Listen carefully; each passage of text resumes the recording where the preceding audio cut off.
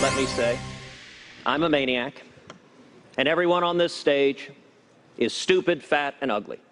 And Ben, you're a terrible surgeon. Now that we've gotten the Donald Trump portion out of the way.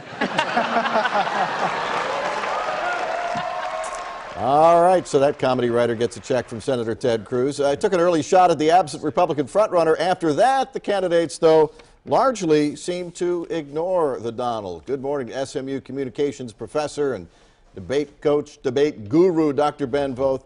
So the reason for the debate, the reason they're all up on stage anyway, is supposedly to serve the people of Iowa before they go to caucus. Yeah, sure. Right. So that's how you kind of looked at it. Were the people of Iowa better served because Donald Trump was not there?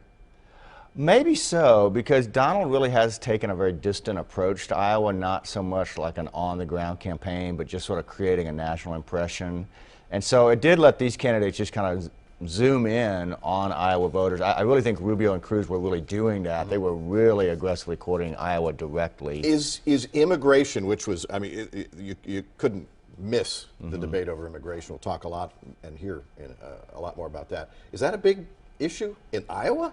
Well, I think that's interesting to try to figure out. I guess it is, and I mean, there are some key congressional leaders in Iowa that make kind of a big deal about it, but I'm not sure. But that definitely came up in the big middle of the debate. So Ted Cruz, Marco Rubio took the brunt of the attacks in this case because they're, after Donald Trump, pretty much the front runners. So in Rubio's case, accused of flip-flopping on immigration and amnesty.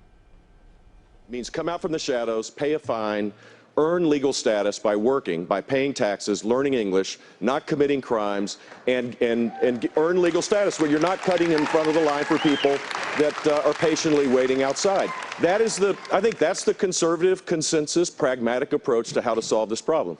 Go ahead, Senator. Respond. It's interesting that Jeb mentions the book. That is the book where you changed your position on immigration. Because you used to support a path to citizenship. So did you. Well, but you changed in the book. So did you, Marco. So Rubio and Cruz pretty much in the gun sights last night. Is there a positive to being targeted? Can you turn that into a positive? Well, it definitely highlights that you're a leader. And so for both of them, it's kind of a tap off, at least by the media. They're like, look, we kind of think you're in the lead, and so here are the hard questions. And then the other candidates are trying to scrape off some points and bring them to their side. So you're at least acknowledging that. But it was tough. I think it was tough for Cruz to be kind of there in the middle of it. And definitely that exchange there with Bush, I think, was one that hurt him a little bit. He had a strong night, but that exchange was tough. Right. Now, the moderators are also journalists, and journalists are not supposed to ask easy questions. They certainly did not last night. Take a look. Within 2 years of getting elected, you were co-sponsoring legislation to create a path to citizenship. In your words, amnesty. Haven't you already proven that you cannot be trusted on this issue? No, because if you look at the quote, and it's very specific, and it says blanket amnesty. I do not support blanket amnesty. But you went on from I do not support amnesty. You said more than that, sir. No, I said I do not support blanket legalization. You said earned path to citizenship is basically code for amnesty. You supported earned path to citizenship. It absolutely has been. You found the moderators a bit too combative?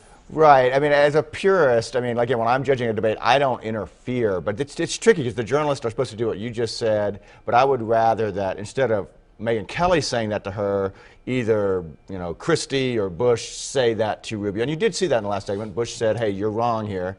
Let the debaters debate each other, not kind of the third party." But they're doing what journalists do, so it's a really tough thing to watch. Right, it is. Yeah, from a purist, right, it is. But also a politician, unlike a traditional debater, will do his or her best not to answer the question.